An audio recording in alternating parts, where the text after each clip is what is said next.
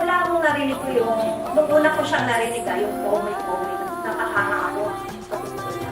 So, sabi ko, ina-expect ko itong mga batang ko isisikat sila dahil sa song. Sa totoo na. Saka nakupitan ako dun sa mga sayaw, special nila. And sa totoo lang, medyo judgmental ako minsan.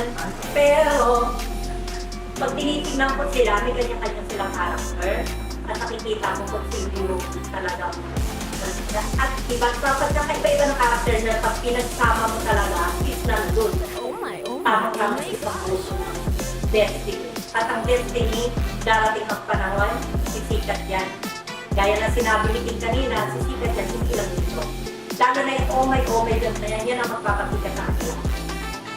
Kaya, girl, Oh my gosh!